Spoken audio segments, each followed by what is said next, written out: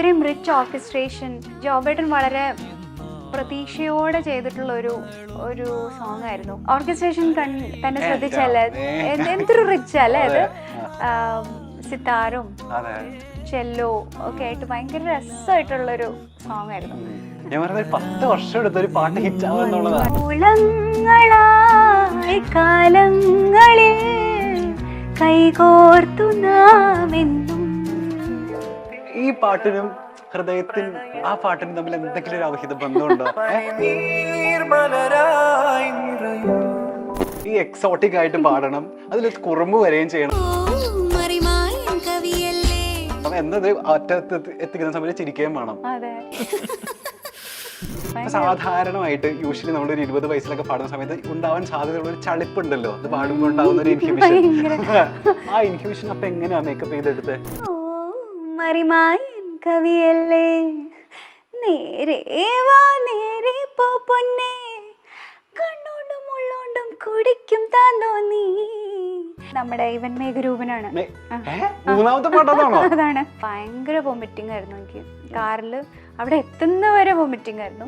ഭക്ഷണം കഴിക്കാൻ പറ്റുന്നില്ല, വെള്ളം പോലും കുടിക്കാൻ പറ്റുന്നില്ല. അങ്ങനത്തെ ഒരു അവസ്ഥയിൽ പോയി പാടിയൊരു പാട്ടാ. ലാലി ലാലി ലാലി ലാലി ലേലോ. ചിറക് നോറ്റ പെൺകിളി, അതിലൊരു നോവുണ്ട് ആ വരികൾക്കല്ലേ. അതൊരു എന്താ, നമ്മളുടെ മനസ്സ് പെടയും ആ വരി കേൾക്കുമ്പോ. ഈ മലരൊളിയെ എന്ന് പറഞ്ഞ വാക്ക് തന്നെ ഞാനൊരു കുറേ പ്രാവശ്യം പാടിയിട്ടുണ്ട്. ഒരു 30 പ്രാവശ്യമൊക്കെ പാടിയിട്ടുണ്ടാവും അത്. ആണോ? ആ ഒരു വേർഡ്. വാട്സാപ്പ് വഴി ഇംഗ്ലീഷ് പഠിക്കാൻ ഇംഗ്ലീഷ് കഫേ ഉള്ളപ്പോൾ ഇംഗ്ലീഷ് ഒരു വിഷയമേ അല്ല. English cafe presents you the perfect English. English cafe, we present you the perfect English. WhatsApp now 9633388575. കുറച്ച് നാൾ മുമ്പ് ഞാൻ സിംഗറായിട്ടുള്ള ജോൾസിനെ ഇന്റർവ്യൂ ചെയ്ത സമയത്ത് ഈ ജനറേഷനിലെ ഏറ്റവും പ്രതീക്ഷയുള്ള ഒരു ഗായികയാരാണെന്ന് ചോദിച്ചപ്പോൾ ജോൾസിന പറഞ്ഞ മറുപടി ഒരു സെക്കൻഡ് പോലും ആലോചിക്കാതെ മൃദുല വാര്യർ എന്നാണ്.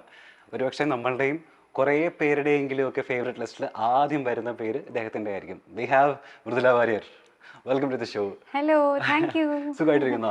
സുഖമായിരിക്കണം. ഒരു 10 വർഷം മുൻപ് മൃദുല വാഴിക ജോബ് കുര്യന് വേണ്ടിയിട്ട് പാടിയൊരു പാട്ട്, ജോബ് കുര്യൻ്റെ കൂടെയുള്ള ഒരു ഡ്യുവറ്റ് മ്യൂസിക് മെജോന് വേണ്ടി ചെയ്തത്, അത് ഇപ്പൊ ഭയങ്കരമായിട്ട് വൈറലാണ്.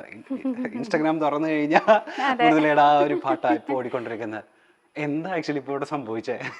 എന്താ സംഭവിച്ചതെന്ന് എനിക്കും അറിയില്ല. ആക്ച്വലി 9 വർഷം മുമ്പ് അത് റിലീസായ സമയത്ത് ഭയങ്കര എക്സ്പെക്ടേഷൻസ് ആയിരുന്നു. അത്രയും ബ്യൂട്ടിഫുൾ ഒരു പീസ് ഓഫ് വർക്ക് ആയിരുന്നു അത്. അത്രയും റിച്ച് ഓർക്കസ്ട്രേഷൻ. ജോബേട്ടൻ വളരെ പ്രതീക്ഷയോടെ ചെയ്തിട്ടുള്ള ഒരു സോങ് ആയിരുന്നു. ഓർക്കസ്ട്രേഷൻ തന്നെ ശ്രദ്ധിച്ചല്ലേ, എന്തൊരു റിച്ച് അല്ലേ അത്. സിത്താറും ചെല്ലോ ഒക്കെ ആയിട്ട് ഭയങ്കര രസമായിട്ടുള്ളൊരു സോങ് ആയിരുന്നു. അപ്പൊ ആ സമയത്ത് ഇറങ്ങിയ സമയത്ത് വളരെ വലിയൊരു പ്രതീക്ഷയായിരുന്നു ഉണ്ടായിരുന്നത്. പക്ഷെ അത് ആരും ശ്രദ്ധിച്ചില്ല എന്നുള്ളതാണ്. പക്ഷെ ചുരുക്കം ചില മ്യൂസീഷ്യൻസ് അത് നോട്ടീസ് ചെയ്തു. ഇത്രയും വളരെ ബ്യൂട്ടിഫുൾ ആയിട്ടുള്ളൊരു സോങ് ആണ്, നല്ല അപ്രിസിയേഷൻ നമുക്ക് ആ സമയത്ത് കിട്ടുകയും ചെയ്തു. എന്തോ ഞാൻ ജോബേട്ടനായിട്ട് ഇന്നാളെ 2 പ്രാവശ്യം സംസാരിച്ചിരുന്നു. അപ്പം ജോബേട്ടൻ പറഞ്ഞത് പ്യുവർ മ്യൂസിക്, നല്ല മ്യൂസിക് എപ്പോഴും ആൾക്കാരെ ആക്സെപ്റ്റ് ചെയ്യും എന്നുള്ളതിൻ്റെ ഒരു പ്രൂഫാണ് ഇപ്പോ ഇതിന് കിട്ടുന്ന ഒരു റീച്ച്, റെക്കഗ്നിഷൻ. അത്രേ ഉള്ളൂ. പക്ഷെ ഞാൻ പറഞ്ഞ 10 വർഷം എടുത്തൊരു പാട്ട് ഹിറ്റ് ആവാന്നുള്ളതാണ്. ഇതിനു മുന്നേ വേറെ ഇത് സംഭവിച്ചിട്ടുണ്ട്, 10 വർഷമൊക്കെ ഒരു ഗ്യാപ്പിൽ ഒരു പാട്ട് ഹിറ്റ് ആവുക. യൂഷ്വലി എന്റെ പാട്ടുകളൊക്കെ അങ്ങനെയൊക്കെ തന്നെയാണ്. ഇതിനു മുന്നേ അതെ, ഒരു മെഴുതിരിയുടെ റിലീസായ സമയത്ത് ആരും അങ്ങനെ ശ്രദ്ധിച്ചില്ല. ആരും ശ്രദ്ധിച്ചിട്ടുണ്ടായിരുന്നില്ല. പിന്നെ അത് പതുക്കെ റീച്ച് ആവാണ് ചെയ്തത്. ആൾക്കാർ കേട്ട് മൗത്ത് പബ്ലിസിറ്റി വഴി, പിന്നെ സ്പോട്ടിഫൈയിലൊക്കെ വന്നിട്ട് അങ്ങനെയൊക്കെയാണത് റീച്ച് ആയത്. ഇപ്പോഴും ആളുകൾ പാടുന്നു. അതേപോലെ മഴയ തുമ്പഴയും ഇറങ്ങിയ സമയത്ത് ഭയങ്കര ഒരു മെഗാ ഹിറ്റ് ഒന്നും ആയിരുന്നില്ല. പക്ഷെ ഇപ്പോഴും റെയിനി സീസൺ ആവുന്ന സമയത്ത് പ്ലേ ചെയ്യുന്നതും പാടിയിട്ട് ഇൻസ്റ്റയിലൊക്കെ ടാഗ് ചെയ്യുന്നതും മഴയ തൂമഴയാണ്. നോ ക്ലൂ, ഒരു ഐഡിയ ഇല്ല. എന്തായാലും മൃദുലൻ ഇപ്പൊ കൈ കിട്ടുന്ന സമയത്ത് നമ്മൾക്ക് ആദ്യം പാടിക്കാൻ തോന്നുന്ന ആ പാട്ട് തന്നെയാ. നമുക്ക് ആ പാട്ട് പാടിക്കൊണ്ട് സ്റ്റാർട്ട് ചെയ്യാം അല്ലേ? തീർച്ചയായിട്ടും. എന്നാളും നമ്മളൊന്നായിടും കരളിൽ നീയും വാനോളം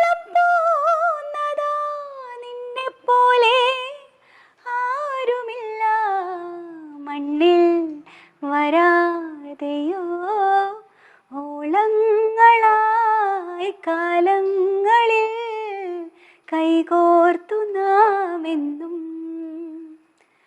നൽനാളിലും കണ്ണീരിലും ഒന്നായി നാം എന്നും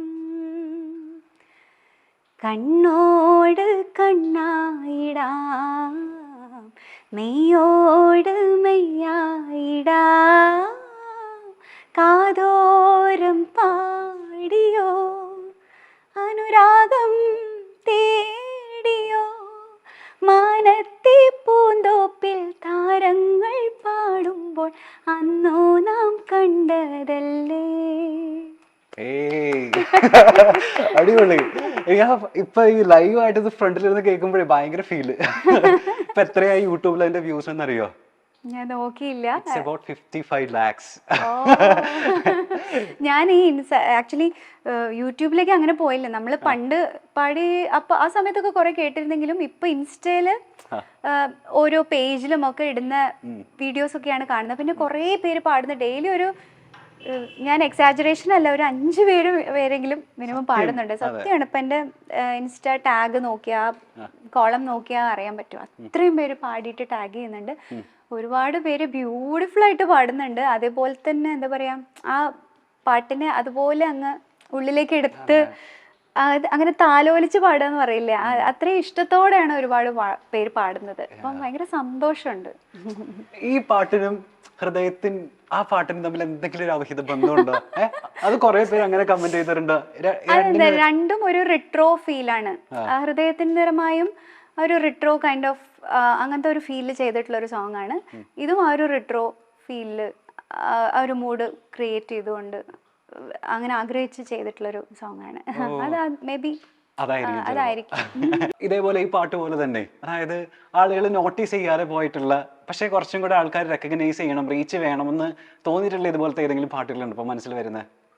ഞാൻ മൂവീസിൽ പാടിയിട്ടുള്ള കുറെ സോങ്സ് അങ്ങനെ ഉണ്ട്.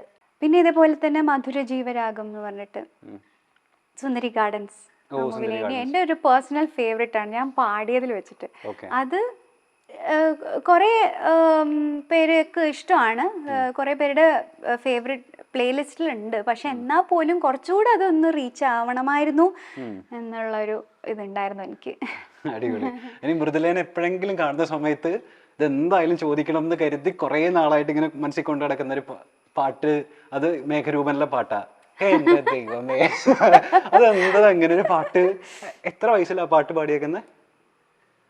20s പാടിയ പാട്ടാ. എന്റെ ദൈവമേ, ആ പാട്ടില് കുറുമ്പുണ്ട്, എന്ന് കുറച്ചൊക്കെ എക്സോട്ടിക് ആണ്, ചിരിക്കുകയും വേണം അതിന്റെ ഇടയിൽ കൂടെ. അപ്പൊ എങ്ങനെ, ഞാൻ പറയാം, അതിന് മുൻപ് വരെ മൃദുലനെ അങ്ങനെ എക്സ്പ്ലോയിറ്റ് ചെയ്തിട്ടില്ല, ആരും യൂസ് ചെയ്തിട്ടില്ല. ശരത്തേട്ടന്റെ ഉള്ളിൽ അത് എങ്ങനെ മൃദുലയ്ക്ക് അത് ക്യാരി ചെയ്യാൻ പറ്റും എന്നൊരു തോന്നലുണ്ടാവാൻ ചാൻസ് എന്താണാവോ എനിക്കറിയില്ല. അങ്ങനെ ഒരു സിംഗർ ഉണ്ട് എൻ്റെ ഉള്ളിൽ നിന്ന്. എങ്ങനെ അത് സാറ് നോട്ടീസ് ചെയ്തു. റിയാലിറ്റി ഷോന്റെ ഇടയിലായിരുന്നു അങ്ങനെ ഒരു ഓഫർ വന്നത്, ചെയ്തുകൊണ്ടിരുന്ന സമയത്തായിരുന്നു. അപ്പോൾ അത് എന്തോ 10th റൗണ്ടൊക്കെ ആയ സമയത്താണ് സാർ ഇങ്ങനെ ഒരു പാട്ടുണ്ടെന്ന് പറഞ്ഞു. ശരത് സാറ് വിളിക്കുമ്പോൾ നമ്മൾ എന്താ എക്സ്പെക്ട് ചെയ്യാ, സാറിന്റെ സംഗതികൾ കൊണ്ട് ഭയങ്കര ഭീകര സോങ് ആയിരിക്കും എന്നൊക്കെ വിചാരിച്ച് പേടിച്ചിട്ടാണ് പോയത്. അപ്പോൾ സാറ് വേറൊരു സോങ് കേൾപ്പിച്ചു, ഭയങ്കര സംഗതികളും സ്വരങ്ങളും.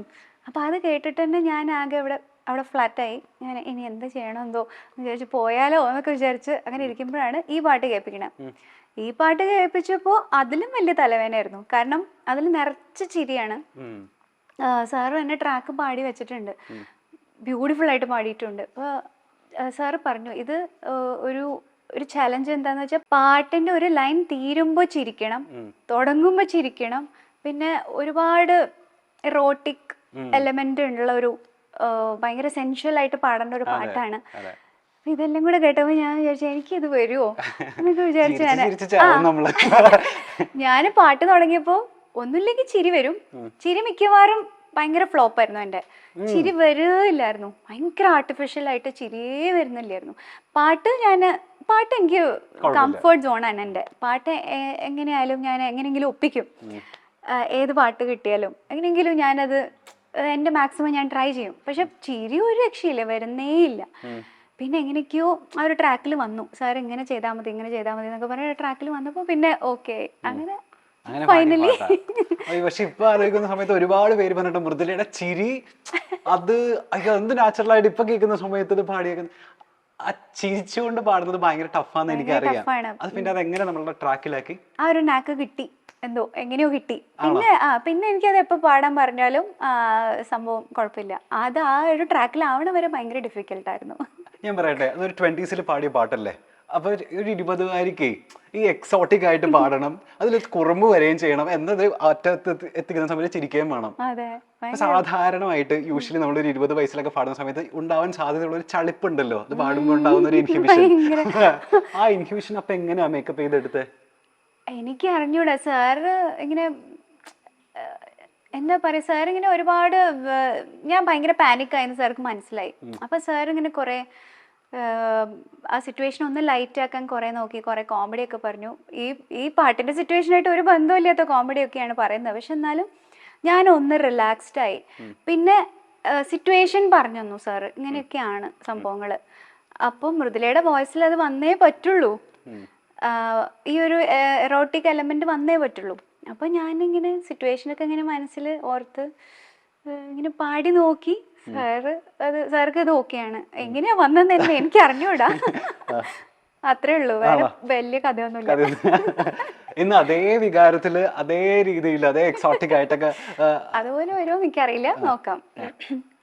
ഓ മറിമായൻ കവിയല്ലേ, നേരെ വാ നേരെ പോ പൊന്നേ, കണ്ണോണ്ടും ഉള്ളോണ്ടും കുടിക്കും താന്തോ നീ, തതത്താഴെ വീണാൽ താങ്ങുകില്ലേ നീ, മതമൊടു കൊതിയൊടു തേൻ കുടിക്കാൻ വണ്ടു വന്നാലോ,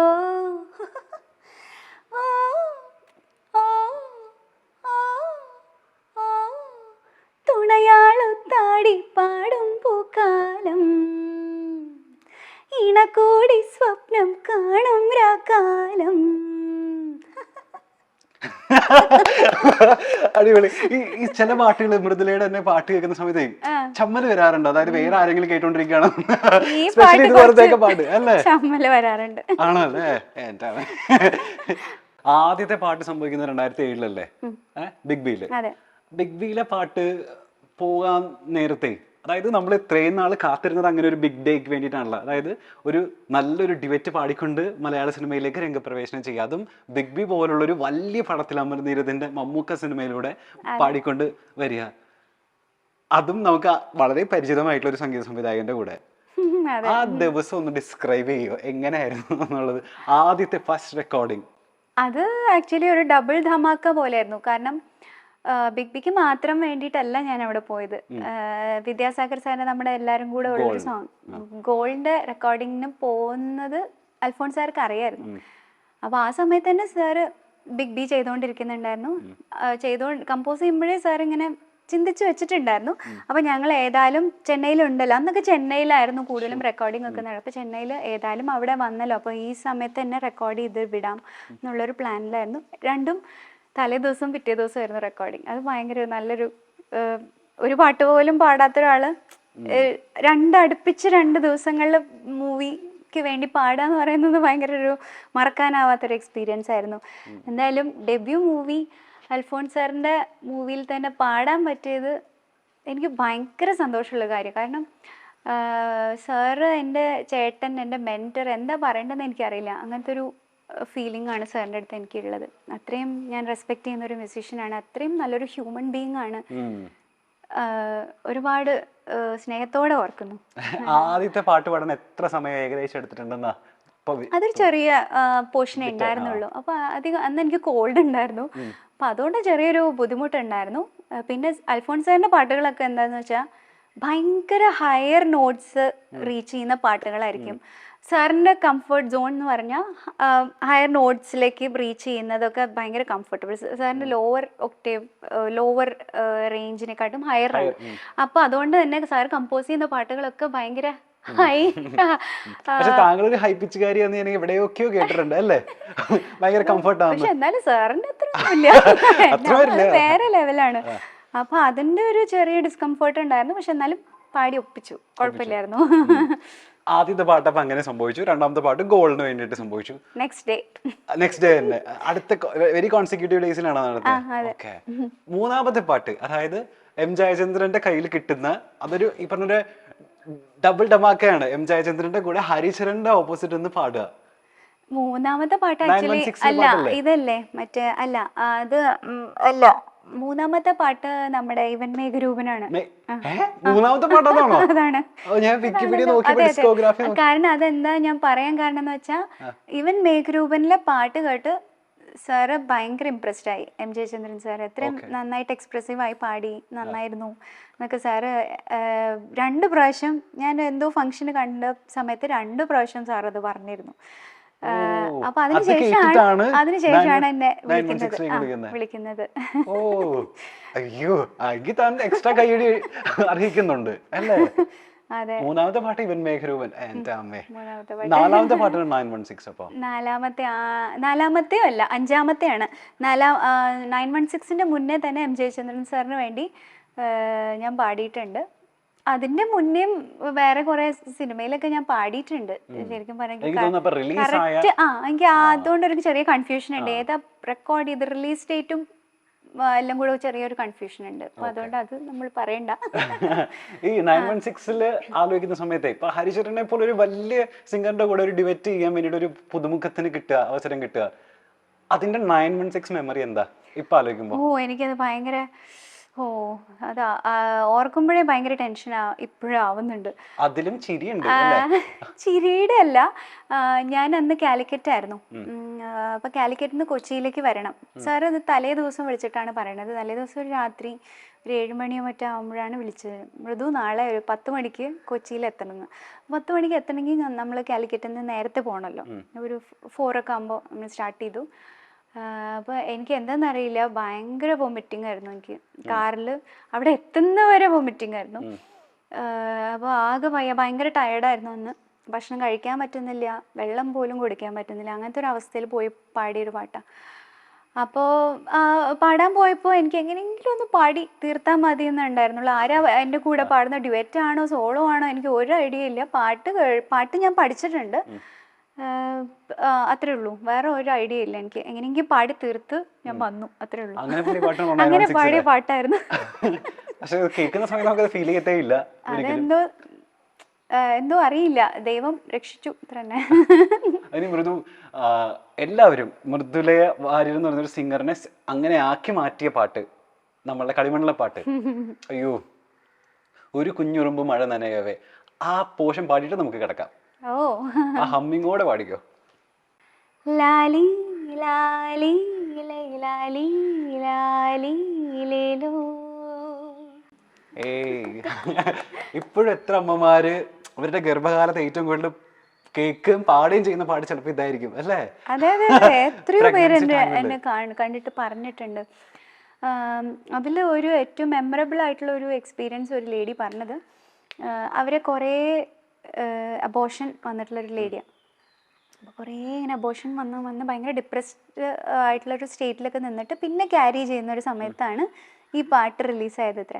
അപ്പോൾ അത് അവരിങ്ങനെ എപ്പോഴും കുറേ കേൾക്കുമായിരുന്നു അത്ര. ഭയങ്കര അവർ എന്തോ ആ പാട്ടിനോട് വല്ലാത്തൊരു അട്രാക്ഷൻ ഉണ്ട് അവർക്ക്. അങ്ങനെ ഭയങ്കര കാമാക്കുമായിരുന്നു ആ പാട്ട്. പിന്നെ ഈ പാട്ടിൻ്റെ ഒരു മാജിക്കാണെന്ന് എനിക്കറിയില്ല, അവർ നല്ലൊരു കുഞ്ഞിന് ജന്മം നൽകി. അപ്പം അത് ഒരു സന്തോഷത്തോടെ അത് വേറൊരാളുടെ അടുത്ത് പറഞ്ഞ് അത് ഞാൻ അറിഞ്ഞാണ്. അപ്പം അത് വലിയൊരു സന്തോഷമുള്ളൊരു കാര്യമാണ്. അത് എനിക്കല്ല അതിൻ്റെ ക്രെഡിറ്റ് കിട്ടേണ്ടത്, കമ്പോസർക്കാണ് ഡെഫിനറ്റ്ലി. എം ജയചന്ദ്രൻ സാറിൻ്റെ അത്രയും ബ്യൂട്ടിഫുൾ ആയിട്ടൊരു കോമ്പോസിഷനാണ്. അപ്പം അതിൻ്റെ ഞാൻ ആ ട്രാക്ക് കേട്ടത് എനിക്കിപ്പോഴും ഓർമ്മയുണ്ട്. ട്രാക്ക് കേട്ടപ്പോൾ തന്നെ ഞാൻ വിചാരിച്ചു, ഇത് ആര് പാടിയാലും അതൊരു അങ്ങനത്തെ ഒരു അതെ അതെ. ഞാൻ പാടാൻ പോയപ്പോഴും എനിക്ക് ഒട്ടും ഞാൻ ഷുവർ അല്ലായിരുന്നു. കാരണം പാടാൻ വിളിച്ചപ്പോഴും സാർ അങ്ങനെയാണ് പറഞ്ഞത്, ഉറപ്പില്ല. അതെ. അപ്പം ഫൈനൽ ഡിസിഷൻ എൻ്റെ അല്ല, ബ്ലെസ്സി സാർ കേട്ടിട്ട് ബ്ലെസ്സി സാർ പറയണം എന്ന് പറഞ്ഞിട്ടുണ്ടായിരുന്നു. അപ്പോൾ ഞാൻ ഇങ്ങനെ ചോദിച്ചു, ഇത് ആര് പാടിയാലും അയ്യോ ഒരു ലോട്ടറി ആണല്ലോ. അതില് വരിയുണ്ടല്ലോ, ചിറക് നോറ്റാ പെൺകിളി, അതിലൊരു നോവുണ്ട് ആ വരികൾക്ക് അല്ലേ, അതൊരു എന്താ നമ്മുടെ മനസ്സ് പെടയും ആ വരി കേൾക്കുമ്പോൾ. അതെങ്ങനെയാ സാറ് ഡയറക്റ്റ് ചെയ്തത്, താങ്കളെ വെച്ചിട്ട് മ്യൂസിക് ഡയറക്റ്റ് ചെയ്തത് എങ്ങനെയാ ആ വരി പ്രത്യേകം? ആ റെക്കോർഡിംഗ് എന്ന് പറഞ്ഞാൽ എന്താ പറയുക, ഒരുപാട് ലെസൺസ് എനിക്ക് കിട്ടിയിട്ടുള്ള ഒരു റെക്കോർഡിംഗ് സെഷനായിരുന്നു. സത്യം പറഞ്ഞാൽ ഒരുപാട് കാര്യങ്ങൾ എനിക്ക് അറിയില്ലായിരുന്നു ആ റെക്കോർഡിങ്ങിന് മുന്നേ. ഈ റെക്കോർഡിങ് കഴിഞ്ഞതിന് ശേഷം ഞാൻ കുറേ കാര്യങ്ങൾ എനിക്ക് മനസ്സിലായി എന്നുള്ളതാണ്. എങ്ങനെ എക്സ്പ്രഷൻസ് കൊടുക്കണം. ഒരു കുഞ്ഞുറുമ്പ് മഴ നനയവേ എന്നുള്ളൊരു വരിയുണ്ട്. അപ്പോൾ ഞാനത് ആദ്യം പാടാൻ പറഞ്ഞു, പ്ലെയിൻ ആയിട്ട് അങ്ങ് പാടി. അപ്പോൾ സാറ് പറഞ്ഞു, ഒരു കുഞ്ഞുറുമ്പ് മഴ നനയാണ്. അപ്പോൾ നനയുന്ന സമയത്ത് നമുക്ക് എന്താ ഫീൽ ചെയ്യുക, ഒരു ഷിവറിങ് ഉണ്ടാവും. അപ്പോൾ ആ ഷിവറിങ് നമ്മുടെ വോയിസിൽ വരുത്തണം. അങ്ങനെ ഓരോ ലൈനിനും ഇന്ന ഫീൽ കൊടുക്കണം എന്ന് സാർ ഇങ്ങനെ പറഞ്ഞു തരാണ്. അപ്പോൾ എങ്ങനെ ഫീൽ കൊടുക്കണം ഇതൊക്കെ ഡീറ്റെയിൽഡ് ആയിട്ട് സാർ ഇങ്ങനെ പറഞ്ഞുകൊണ്ടേ ഇരിക്കുകയാണ്. അപ്പോൾ നമ്മൾ അത് ജസ്റ്റ് പാടുക എന്നുള്ളത്, ആ ഒരു ജോബ് മാത്രമേ ഉള്ളൂ നമുക്ക്. ONV സാർ ഇല്ലായിരുന്നു. പക്ഷെ എൻ്റെ വലിയൊരു ബ്ലെസ്സിങ് ആണ്. അത്രയും വലിയൊരു ലെജൻഡറി ലിറിസിസ്റ്റിന്റെ പാട്ട് പാടുകയെന്ന് പറഞ്ഞാൽ ഞാൻ സ്വപ്നത്തിൽ പോലും വിചാരിച്ചിരിക്കാത്ത കാര്യമാണ്. ഇതിന്റെ ട്രാക്ക് കേട്ടിട്ടുണ്ടായിരുന്നു, അല്ലെങ്കിൽ സാറാണ് പാടിയത്? അല്ല, സാറ് പാടിയിട്ടുള്ള ട്രാക്ക് എനിക്ക് എപ്പോഴും സാർ പാട്ട് അയച്ചു തരും പഠിക്കാൻ വേണ്ടി. നന്നായിട്ട് പഠിച്ചിട്ട് വരണം എന്ന് പറയും. അപ്പോൾ നമ്മൾ നമ്മുടെ ഒരു വേർഷൻ ആയിരിക്കുമല്ലോ, പിന്നെ സാർ പാടാൻ പറയുമ്പോൾ പാടി കേൾപ്പിക്കുന്നത് നമ്മുടെ വേർഷൻ ആയിരിക്കും. സാറ് പാടിയ ട്രാക്കാണ് പഠിച്ചതെങ്കിലും അത് കഴിഞ്ഞിട്ട് നമ്മൾ റെക്കോർഡിംഗ് ബൂത്തിൽ കയറുന്ന സമയത്താണ് കഥയെ മാറി. കുറേ കറക്ഷൻസ്, എക്സ്പ്രഷൻസ് എങ്ങനെ കൊടുക്കണം എന്ന് പറയും. ഓരോ വേർഡിനും ഈ മലരൊളിയെ എന്ന് പറഞ്ഞ വാക്ക് തന്നെ ഞാനൊരു കുറേ പ്രാവശ്യം പാടിയിട്ടുണ്ട്. അതെന്ന് വെച്ചാൽ അത്രയും ക്ലാരിറ്റി വേണം. മലരൊളിയെ അത് ശരിയാവുണ്ടായിരുന്നില്ല. അപ്പോൾ കുറേ പ്രാവശ്യം ഇങ്ങനെ ലൂപ്പിൽ പാടിച്ചു. ഒരു 30 പ്രാവശ്യമൊക്കെ പാടിയിട്ടുണ്ടാവും അത്. ആ ഒരു വേർഡ്, ആ ക്ലാരിറ്റി, അക്ഷരം ക്ലിയർ ആവണം എന്ന് പറഞ്ഞിട്ട്. മലരൊളിയെ, ആ രായും ളായും എനിക്ക് ഒരുമിച്ച് വന്നപ്പോൾ എനിക്ക് എന്തോ ബുദ്ധിമുട്ടുണ്ടായിരുന്നു. പിന്നെ അതിൽ എക്സ്പ്രഷൻസും കൊടുക്കണം, എല്ലാം കൂടെ ഒരുമിച്ച് വരണമല്ലോ. അപ്പോൾ അതിൽ ഏറ്റവും ബെസ്റ്റ് മലരൊളിയെ ആണ്. എന്താ വെച്ചാൽ ഫസ്റ്റ് ലൈനാണ്, ഫസ്റ്റ് വേർഡാണ്. അപ്പോൾ അത് ഭയങ്കര ഇമ്പോർട്ടൻ്റ് ആണ്, അത് നന്നായിരിക്കണം എന്നുള്ളത്. അപ്പോൾ അതിൽ ഏറ്റവും ബെസ്റ്റാണ് അവിടെ പ്ലേസ് ചെയ്തിരിക്കുന്നത്. ബാക്കിയെല്ലാം പോയി, ഈ ഒരു വേർഡ് മാത്രം മാറ്റി. ഓർക്കുമ്പോ എനിക്ക് വിറക്കുന്നത്. അപ്പൊ ഈ ലാലി എന്ന് പറയുന്ന വേർഡ് അപ്പൊ എങ്ങനെ ഇവര് കണ്ടുപിടിച്ചത്, ഇത് ലാലിന്ന് തന്നെ ഫിക്സ് ചെയ്യാം എന്നുള്ളത്? അത് ഞാൻ പറഞ്ഞു കേട്ടത് സാർ എന്തോ ട്രാവൽ ചെയ്യുന്ന സമയത്ത്, ഫ്ലൈറ്റിൽ ട്രാവൽ ചെയ്യുന്ന സമയത്താണ്. ചുമ്മാ അങ്ങനെ അന്ന് ലിറിക്ക് ഉണ്ടാവില്ലല്ലോ, ജസ്റ്റ് ഡമ്മി ലിറിക്ക് വെച്ചിട്ട് സാർ എന്തോ പാടി. അപ്പം രാരിക്ക് പകരം സാറ് പാടിയത് ലാലിയാണ്. പക്ഷെ ആ ലാലി തന്നെ ഭയങ്കര ക്യാച്ച് ആയിരുന്നു. ലാലി ഇതുവരെ ഇങ്ങനെ രാരീരമൊക്കെ നമ്മള് പാട്ടുകളിൽ ഒരുപാട് ഉണ്ടല്ലോ, താരാട്ട് പാട്ടുകളിൽ. പക്ഷെ ലാലി ഇല്ല, ഫ്രഷ് ആയതുകൊണ്ട് അത് ലാലി തന്നെ ആയിക്കോട്ടെ, അങ്ങനെ ആയിരിക്കണം. അങ്ങനെയാണ് ഞാൻ കേട്ടത്. ഇനിയിപ്പോ പിന്നെ ഞാൻ കേട്ടിട്ടുള്ളൊരു കഥയാണ്, അതായത് ഹൃദയത്തിൽ നിരമായി പാട്ട് പാടാൻ പോയ സമയത്ത് വലിയ സാറ്റിസ്ഫാക്ഷനോട് കൂടിയിട്ടൊന്നും അല്ല വന്നത്. ഞാൻ അറിഞ്ഞില്ല, റെക്കോർഡിങ് കഴിഞ്ഞത് ഞാൻ അറിഞ്ഞില്ല. ഗോവിന്ദ് വസന്തയുടെ പാട്ട്. അപ്പോൾ പുള്ളിക്ക് എവിടെ പോകാനുണ്ടായിരുന്നു തോന്നുന്നു, ഭയങ്കര തിരക്കായിരുന്നു. അപ്പോൾ ഞാൻ പാടിക്കോളൂ എന്ന് പറഞ്ഞിട്ട് ഓരോ ലൈൻ എടുക്കും. ഞാൻ വിചാരിച്ചു ചിലപ്പം ജസ്റ്റ് ഒന്ന് നമ്മൾ റെക്കോർഡിങ്ങിന് പോകുന്ന സമയത്ത് ലെവൽസ് ഒക്കെ ഒന്ന് ചെക്ക് ചെയ്യുമല്ലോ, എല്ലാം കറക്റ്റായിട്ട് നമുക്ക് കേൾക്കുന്നുണ്ടോ, പിന്നെ അവിടെ ഓക്കെ ആണോ, അങ്ങനെ ചെക്ക് ചെയ്തതാണെന്നാണ് എനിക്ക് ഫീൽ ചെയ്തത് സത്യം പറഞ്ഞാൽ. പിന്നെ അത് കഴിഞ്ഞ് ഫുൾ പാട്ട് പാടിച്ചു. അപ്പോൾ ഈ ഫുൾ പാട്ടൊക്കെ പഠിപ്പിക്കുമോ നമ്മൾ ലെവൽസ് ചെക്ക് ചെയ്യാനും അവിടെ ഓക്കെ ആണോ എന്ന് അറിയാനും, അങ്ങനെ വിചാരിച്ചു ഞാൻ. അപ്പോഴാണ് സംഭവം, പരിപാടി കഴിഞ്ഞു. പിന്നെ പുള്ളി ഓക്കെ ബബായ് എന്ന് പറഞ്ഞിട്ട്, ഓക്കെ അടിപൊളി ബബായ് എന്ന് പറഞ്ഞിട്ട് പോയി പുള്ളി. കഴിഞ്ഞോ? പുള്ളി പോയപ്പോഴാണ് ഇത്ര പെട്ടെന്ന് കഴിഞ്ഞോ, ഞാൻ അറിഞ്ഞില്ല. അന്ന് എനിക്ക് ചെറിയൊരു കോൾഡ് മാറിയൊരു സമയമായിരുന്നു. ചെറിയൊരു നേസൽ ടോൺ ഇപ്പോഴും അത് കേട്ട മനസ്സിലാവും. ഇപ്പോഴായിരുന്നു പാട്ട് പാടിയിരുന്നെങ്കിൽ കുറെ കൂടെ ഇംപ്രൂവൈസ് ചെയ്താനേ. ഇല്ല, പക്ഷെ ഇത് ക്യൂട്ട് ആൻഡ് സിമ്പിൾ അല്ലേ, അത് മതി അതിന്. നമ്മൾ വിചാരിക്കുന്ന പോലെയല്ല, കമ്പോസറിന്റെ മൈൻഡിലൊരു സംഭവം ഉണ്ട്, അത് അവർക്ക് കിട്ടിക്കഴിഞ്ഞാൽ അത് ഓക്കെയാണ്, അത് മതി. നമ്മൾ കുറെ ഇംപ്രൂവൈസ് ചെയ്ത് ഭയങ്കര സംഭവം കോംപ്ലിക്കേറ്റഡ് ആക്കേണ്ട ആവശ്യമില്ല. ആ സിംപ്ലിസിറ്റിക്കും ഉണ്ട് ഒരു ബ്യൂട്ടി അല്ലേ. സത്യം, അതെ. ചിലപ്പോൾ സിമ്പിൾ ആയിട്ട് പാടുന്നോണ്ടായിരിക്കും അതിന്റെ ഒരു ഭംഗി. അതായിരിക്കും നല്ലത്, ആ പാട്ടിന് അതായിരിക്കും വേണ്ടത്. അതെ. പിന്നെ ഞാൻ വേറൊരു കഥ കേട്ടിട്ടുള്ളത്, രണ്ടാമത്തെ സ്റ്റേറ്റ് അവാർഡ് കിട്ടുന്നത് താങ്കളിൽ നിന്ന് വഴുതി പോയതാ. പകുതിക്ക് വെച്ച് വേണ്ട പാടണ്ട എന്നൊക്കെ വിചാരിച്ച പാട്ടാ. ഞാൻ പേടിച്ച് ഓടാൻ പോയ പാട്ടായിരുന്നു അത്. അത് വേറെ ഒന്നുമല്ല, എനിക്ക് എൻ്റെ കൊക്കിൽ ഒതുങ്ങുന്ന പാട്ടല്ലാന്ന് എനിക്ക് തോന്നി. ഇത് വേറൊരാൾ പാടിയ ഗംഭീരമാക്കാൻ പറ്റിയൊരു പാട്ടാന്ന് എനിക്ക് തോന്നി. പിന്നെ സാറും ഏത് പാട്ടെന്ന് പറയൂ? അത് 19ാം നൂറ്റാണ്ടില് മയിൽപീലി ഇളകുന്നു. അതെന്താ വെച്ചാ പാടിയപ്പോൾ തന്നെ പാട്ട് ട്രാക്കൊക്കെ കേട്ടപ്പോൾ എനിക്ക് ഓക്കെ ആയിട്ട് തോന്നി. പക്ഷെ പാടി വന്നപ്പോഴത്തേക്ക് എന്തോ ഒരു സിമ്പിൾ ആയിട്ടുള്ള പാട്ടല്ലേ കേൾക്കുമ്പോ? സിമ്പിളൊന്നും അല്ല, അത് സിമ്പിളേ അല്ല. അത് ആ പാട്ടിന്റെ ഫീലും ഭയങ്കര വൈബ്രന്റ് ആയിട്ട് ഒരു ഡാൻസ് പെർഫോമൻസ് അല്ലേ. അപ്പൊ ആ ഒരു പക്ഷെ മൃദുല അത് ആ ജേണലിൽ പെട്ടിട്ടുള്ള പാട്ട് ഇതിന് മുൻപ് പാടിയിട്ടുണ്ടല്ലോ. പാടിയിട്ടുണ്ട്. എന്താ സംഭവിച്ചതെന്ന് എനിക്കറിയില്ല. എന്തോ ഒരു സെറ്റ് ആവണ്ടായിരുന്നില്ല. ഞാൻ പാടി ഒരു പല്ലവി കഴിഞ്ഞപ്പോഴത്തേക്ക് തന്നെ ഭയങ്കര സാറ് വിചാരിച്ച ഒരു ഫീൽ എനിക്ക് കൊണ്ടുവരാൻ പറ്റുന്നുണ്ടായിരുന്നില്ല. അപ്പം ഞാൻ സാറിനോട് പറഞ്ഞു എനിക്കിത് വർക്ക് ആവുമെന്ന് തോന്നില്ല സാർ, എനിക്ക് പറ്റാത്തതുകൊണ്ടാണ്. സാർ ഇങ്ങനെ പറഞ്ഞപ്പോൾ സാറ് ഭയങ്കര സാറിൻ്റെ അടുത്ത് എനിക്ക് തോന്നുന്നു ആദ്യമായിട്ടാണ് ഒരാൾ അങ്ങനെ പറയുന്നതെന്ന് തോന്നുന്നു. അത്രയും നല്ലൊരു പാട്ടാണ്, സോളോ ആണ്. ഇപ്പോഴത്തെ കാലത്ത് സോളോ സോങ് കിട്ടുക എന്ന് പറയുന്നത് തന്നെ ഭയങ്കര റെയറായിട്ട് സംഭവിക്കുന്ന കാര്യമല്ലേ. അപ്പോൾ സാറ് അവിടെ ഓക്കെ ബ്രേക്ക് എടുക്കാം എന്ന് പറഞ്ഞിട്ട് സാർ എന്നെ അവിടെ വിളിച്ച് കുറേ കാര്യങ്ങളൊക്കെ സംസാരിച്ചു. ഇന്ന ആൾക്ക് വലിയ വലിയ ലെജൻസിൻ്റെ കഥകളൊക്കെ പറഞ്ഞു, ഇങ്ങനെ ഗിവ് അപ്പ് ചെയ്യാൻ പോയ കാര്യങ്ങളും. പിന്നെ അതിന്ന് പിന്നെ ഫീനിക്സ് ബേർഡിനെ പോലെ ഉയർത്തെഴുന്നേറ്റ് ഭയങ്കര വേറെ ലെവലാണ്. സാർ എപ്പോഴും അങ്ങനെ തന്നെയാണ്. അപ്പൊ സാർ ഒരു വല്യേട്ടനെ പോലെയാണ്. സാർ എപ്പോഴും വഴക്ക് പറയും, ഉപദേശിക്കും, അങ്ങനത്തെ ഒരു മനുഷ്യനാണ്.